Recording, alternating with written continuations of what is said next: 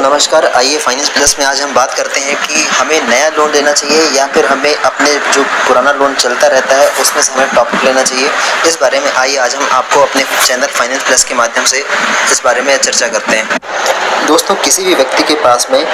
यदि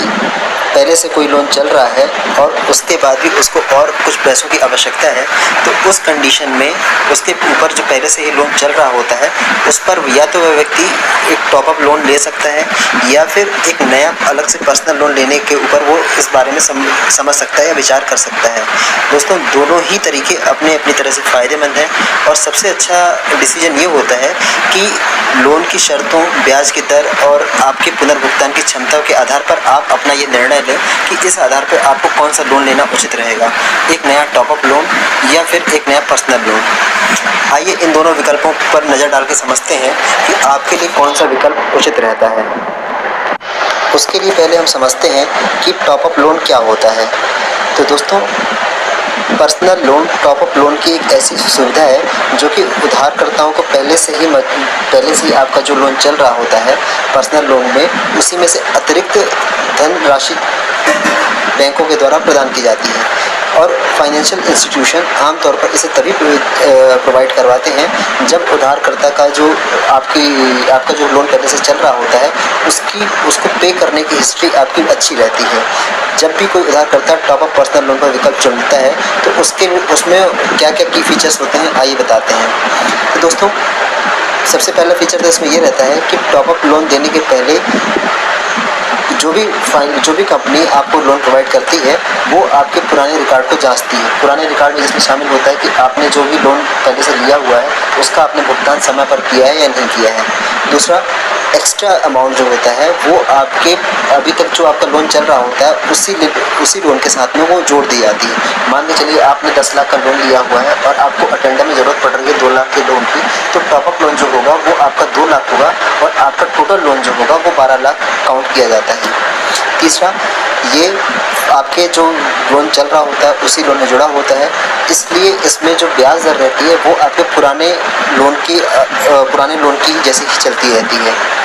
चौथा होता है कि इसमें आपकी जो लोन का टेन्योर होता है उसको आप इसमें बढ़ा सकते हैं या आपको जो लोन का अमाउंट पेड करना है उसको आप समझ करके बैंक से समझ करके आप इसको एडजस्ट कर सकते हैं। दोस्तों, इस टॉप अप लोन के कुछ फ़ायदे भी होते हैं तो कुछ खामियां भी होती हैं। तो आइए हम इस नए टॉप अप लोन की कुछ फ़ायदों के बारे में जानते हैं। तो सबसे पहला फ़ायदा इसका ये होता है कि यदि आपने टॉप अप लोन लिया हुआ है तो इसमें जो भी आपका इसके पहले लोन में जो आपका इंटरेस्ट रेट चल रहा होता है सेम उसी इंटरेस्ट रेट पर आपको टॉप अप का लोन दिया जाता है और आपके नए लोन के अमाउंट में सेम वही पुराना इंटरेस्ट रेट काउंट होता है। दूसरा फ़ायदा इसका ये होता है कि टॉप अप लोन में आपको कम डॉक्यूमेंटेशन